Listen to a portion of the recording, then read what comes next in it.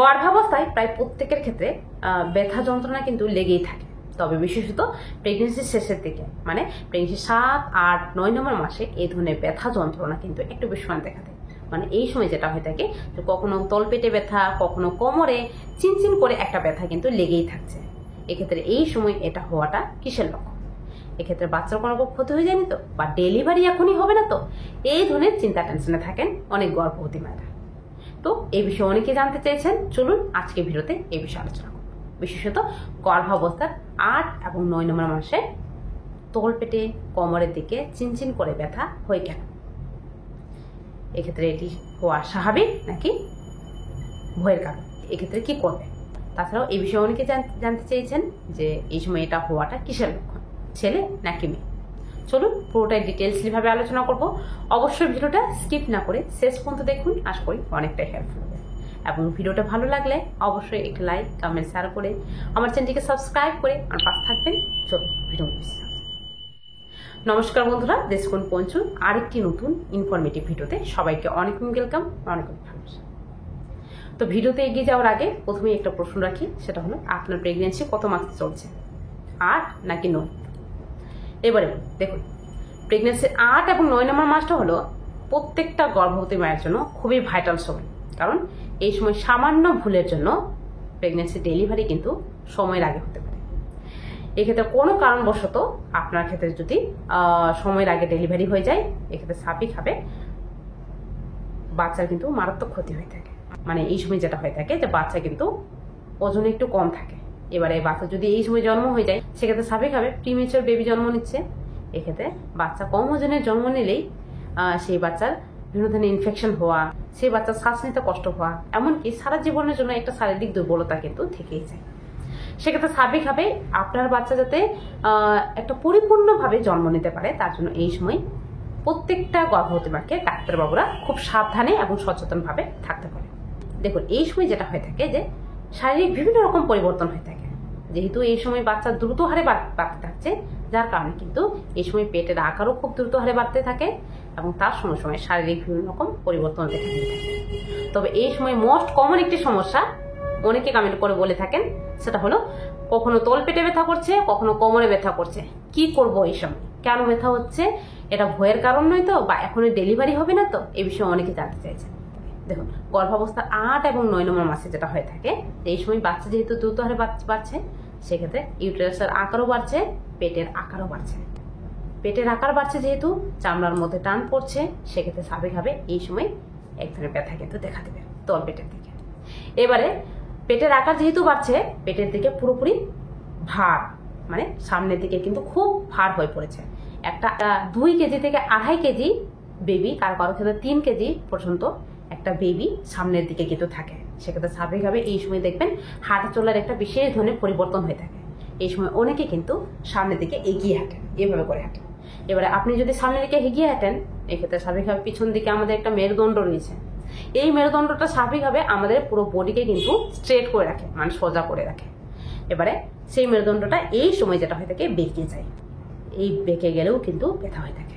এই ক্ষেত্রে এই সময় যারা এইভাবে এগিয়ে হাঁটেন, ঠিকঠাকভাবে হাঁটাচলা করতে পারেন না, তাদের ক্ষেত্রে কিন্তু কোমরে ব্যথা বেশি দেখা দেবে। এছাড়াও এই সময় যেটা হয়ে থাকে যে বিভিন্ন ধরনের হরমোন ক্ষরিত হয়ে থাকে, যাতে আপনার ডেলিভারি খুব সুন্দরভাবে হতে পারে। এক্ষেত্রে এই সময় প্রায় প্রত্যেকের ক্ষেত্রে রিল্যাক্সিন, প্রোজেস্টেরন আর বিভিন্ন রকম হরমোন ক্ষরিত হয়। তো এই সময় রিল্যাক্সেন নামক যে হরমোনটা রয়েছে, সেটা কিন্তু আমাদের পুরো বডির যে মাসলগুলো রয়েছে, বিশেষত পেলভিক এরিয়ার মাসলগুলোকে পুরো রিল্যাক্স করে, যাতে আপনার পুরো বডি যাতে ডেলিভারির জন্য প্রস্তুত হতে পারে, যার কারণে স্বাভাবিকভাবে কোমরে ব্যথা কিন্তু দেখা দেবে। এছাড়াও এই সময় যেটা হয় যে আপনার ক্ষেত্রে মাঝে মধ্যে তলপেটে এবং কোমরে ব্যথা দেখা দেবে। মানে এই সময় কিছু সময় ধরে তলপেটে ব্যথা করছে, আবার কখনো কোমরে ব্যথা করছে, এই ধরনের কিন্তু ব্যথা দেখা দেবে। এটা হয় কেন? এটা হওয়ার কারণ হলো এই সময় মাঝে মধ্যে একটা ফোর্স লেবার পেন বা ব্রাক্সটন হিক্স কন্ট্রাকশন দেখা দেয়। মানে ডেলিভারির জন্য কিন্তু এই সময় আপনার পুরো বডি আস্তে আস্তে করে প্রস্তুত হয়, যার কারণে এই সময় কখনো তলপেটের দিকে ব্যথা, কখনো কোমরের দিকে ব্যথা, এই ধরনের ব্যথা কিন্তু দেখা দেবে। যেই ব্যথাটা কিন্তু কিছুক্ষণ থাকবে, আবার নিজে নিজে ঠিক হয়ে যায়। এই ব্যথাটা বাড়ে না, আবার কিছুক্ষণ পরে আসে। মানে দিনে 3 থেকে 4 বার কিন্তু এই ব্যথাটা দেখা যাবে। তবে এই ব্যথা বাড়ে না এবং এই ব্যথার জন্য কিছু করতেও হয় না, এই ব্যথাটা নিজে নিজে ঠিক হয়ে যায়। যেটা কিন্তু পুরোপুরি স্বাভাবিক। এই ব্যথাটা হলেই বুঝবেন আপনার পুরো বডি আস্তে আস্তে করে ডেলিভারির জন্য প্রস্তুত হচ্ছে। তো এটার জন্য টেনশন নেওয়ার কোনো বিষয় নেই। তবে এই সময় ব্যথা হলে স্বাভাবিকভাবে কষ্ট হচ্ছে, তো এই সময় কি করবেন? তার আগে বলি, এই সময় কোন ধরনের ব্যথা যন্ত্রণা দেখলে অবশ্যই ডাক্তারের কাছে যাবেন, একদমই ইগনোর করবেন না, যেটা কিন্তু আপনার বাচ্চার জন্য আপনার জন্য ক্ষতিকারক। তো এই সময় দেখুন, আপনার ক্ষেত্রে যদি তলপেটে প্রচুর পরিমাণে ব্যথা অনুভূত হচ্ছে এবং এই ব্যথাটা ধীরে ধীরে বাড়তে চলেছে, ব্যথা কোনো মতেই ঠিক হচ্ছে না, অবশ্যই ডাক্তারের কাছে যাবেন। এক্ষেত্রে ডেলিভারি খুব শীঘ্রই হওয়ার লক্ষণ। দ্বিতীয়ত হলো, এই সময় আপনার ক্ষেত্রে যদি তলপেটে ব্যথার সঙ্গে ইউরিন করতে গিয়ে ইউরিনের জায়গায় জ্বলন অনুভূত হচ্ছে বা ইউরিন থেকে ঝাঁঝালো দুর্গন্ধ বেরোচ্ছে, এক্ষেত্রেও ডাক্তারে যাবেন।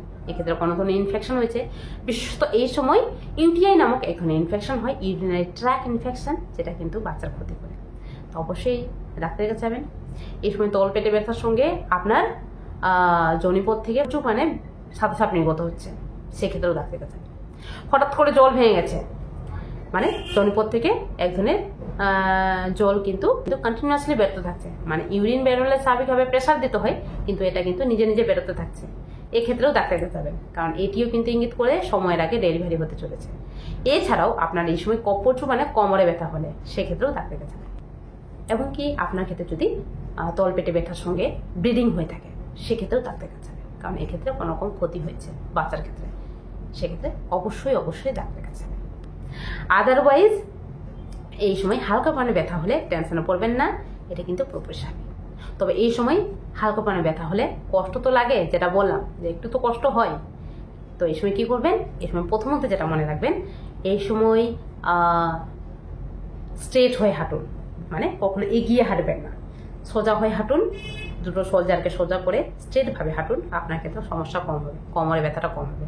এই সময় ঝুঁকে কোনো কাজ করবেন না, বেশি ঝুঁকে কোনো কাজ করলেও কিন্তু আপনার কোমরে এবং তলপেটে ব্যথা হবে। বেশিক্ষণ ধরে দাঁড়িয়ে থাকবেন না, হঠাৎ করে বসে উঠবেন না, বা হঠাৎ করে কোনো জায়গায় বসবেন না, বা এ পাশ থেকে ও পাশে হলেও হুটহাট করে হবে না, আস্তে আস্তে বিছানা ধরে এ পাশ থেকে ও পাশে হবে। এমনকি এই সময় চিত হয়ে কোনো মতেই ভুলেও ঘুমাবেন না, বাচ্চার ক্ষতি হবে, এমনকি আপনার কোমরে ব্যথাও হবে।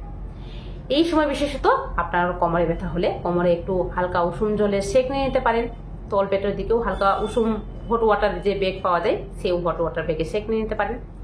এমনকি এই সময় যেটা বললাম যে মাঝে মধ্যে কন্ট্রাকশন দেখা দেয়, তার জন্য কি করবেন? যখনই কন্ট্রাকশনটা দেখা দেবে, মানে যে ফলস লেবার পেনের কথা বললাম, এই ফলস লেবার পেন দেখা দিলে এই সময় আপনি যদি হাঁটাচলা করে থাকেন তখন ব্যথা উঠলো, তাহলে আপনি একটু রেস্ট নিন। বেশ অনেক কাজ করলে বা বেশক্ষণ ধরে দাঁড়িয়ে থাকলে এই ব্যথাটা দেখা দেবে, তার জন্য অবশ্যই একটু রেস্ট নেবেন। এবং একটা পজিশনে দীর্ঘক্ষণ ধরে থাকলে এই ব্যথাটা দেখা দেবে, তার জন্য কিন্তু পজিশন চেঞ্জ করতে থাকবেন, মাঝে মধ্যে পজিশন চেঞ্জ করবেন। এবং এই সময় পর্যাপ্ত পরিমাণে জল খাবেন। পর্যাপ্ত পরিমাণে জল না খেলেও, মানে দিনে 2.5 থেকে 3 লিটার জল অবশ্যই খান। জল কম খেলেও এই সময় ব্যথা দেখা দেবে। এই সময় ক্যালসিয়াম জাতীয় খাবার খাচ্ছেন কিনা এটা কিন্তু খেয়াল রাখুন। ক্যালসিয়াম জাতীয় খাবার না খেলেও কোমরে ব্যথা অবশ্যই দেখা দেবে, এটি খেয়াল রাখুন। এই সময় কোনো হিল জুতো পরবেন না, এই সময় স্লিপার জুতো পরুন। এই সময় সিঁড়ি দিয়ে বেশি উঠানামা করবেন না, এটি খেয়াল রাখুন।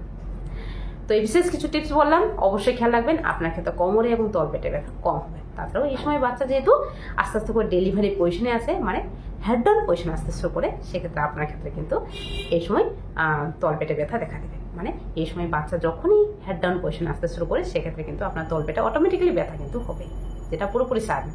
এক্ষেত্রে আপনার কিন্তু নর্মাল ডেলিভারি হওয়ার সম্ভাবনা 100% থাকে, এক্ষেত্রে টেনশন নেবেন। এবারে আসি, এ বিষয়ে অনেকে জানতে চেয়েছেন যে এই সময় তলপেটে এবং কোমরে ব্যথা হওয়াটা কিসের লক্ষণ, ছেলে নাকি মেয়ে? বিশেষত যেটা বলা হয় থাকে যে তলপেটে যদি প্রচুর ব্যথা অনুভূত হয়, তাহলে এটা কিন্তু ছেলে সন্তান হওয়ার লক্ষণ, আর কোমরে যদি বেশি ব্যথা অনুভূত হয়, তাহলে আপনার মেয়ে সন্তান হওয়ার লক্ষণ। এটা কিন্তু অনেকের ক্ষেত্রে মিলে গেছে, যে তলপেটে ব্যথা হয়েছে তার ক্ষেত্রে ছেলে সন্তান হয়েছে। তবে কারো ক্ষেত্রে যদি কোমরে ব্যথা হয়ে থাকে, সেক্ষেত্রে তার ছেলে সন্তান হবে না এমনটা কিন্তু নয়। বিশেষত প্রেগনেন্সির এই সময় প্রায় বেশিরভাগ জনের ক্ষেত্রে তলপেটে এবং কোমরে ব্যথা দেখা দিয়ে থাকে, যেটা পুরোপুরি স্বাভাবিক। যেটা বললাম যে অভ্যাস একটা লেবার পেন হয়ে থাকে মাঝে মধ্যে। তবে যে লক্ষণগুলো দেখলে অবশ্যই ডাক্তারের কাছে যাবেন, অবশ্যই খেয়াল রাখবেন। এবারে এই সময় যেটা হয়ে থাকে যে বাচ্চা কিন্তু আস্তে আস্তে করে ডেলিভারি পজিশনে আসতে শুরু করে, মানে প্রেগনেন্সি 8 নম্বর মাসের শেষে এবং 9 নম্বর মাসের শুরুতে বাচ্চা আস্তে আস্তে করে ডেলিভারি পজিশনে আসতে শুরু করে, মানে বাচ্চা হেড ডাউন পজিশনে আসে, বাচ্চার মাথা নিচে পা উপরে থেকে। বাচ্চা যখনই হেড ডাউন পজিশন চলে আসে, এক্ষেত্রে আপনার তলপেটে ব্যথা কিন্তু দেখা দেবে। এর মানে এই নয় যে আপনার ক্ষেত্রে ছেলে সন্তান হবে, এর মানে এটা হলো যে আপনার ক্ষেত্রে নর্মাল ডেলিভারি হতে চলেছে। সেক্ষেত্রে অবশ্যই এই সময় খুশি হন। আর এই সময় কি করবেন, এই সময় হাঁটাচলা করুন, এই সময় নিজেকে অ্যাক্টিভ রাখুন, তাহলে নর্মাল ডেলিভারি খুব শীঘ্রই, খুব তাড়াতাড়ি, খুব সুন্দরভাবে হয়ে যাবে। তবে এই সময় চিন্তা টেনশন করবেন না। আর এই সময় আপনার পরিবারের সাথে থাকবেন। আপনার পরিবারের সাথে থাকলে এই সময় যে কোনো টাইম ব্যথা হতে পারে, সেক্ষেত্রে এই সময় আপনার পরিবারের সাথে থাকলে আপনার ফ্যামিলি কিন্তু আপনাকে সাপোর্ট দেবে। তো অবশ্যই ভালো থাকবেন আর হেলদি খাবার খাবেন, যাতে বাচ্চা ঠিকঠাকভাবে সুস্থভাবে বৃদ্ধি পেতে পারে। বাচ্চা ভালো হলেই ভালো ওজনে জন্ম নেবে। তো অবশ্যই এই প্রিসিয়াস টিপসগুলো খেয়াল রাখুন। চলুন আজকে ভিডিওটা এই পর্যন্ত, দেখা হবে আরেকটি নতুন ভিডিওতে। আজকে ভিডিওটা কেমন লাগলো কমেন্ট বক্সে জানাবেন। আজকের জন্য টাটা, সবাই ভালো থাকবেন, সুস্থ থাকবেন, সাবধানে।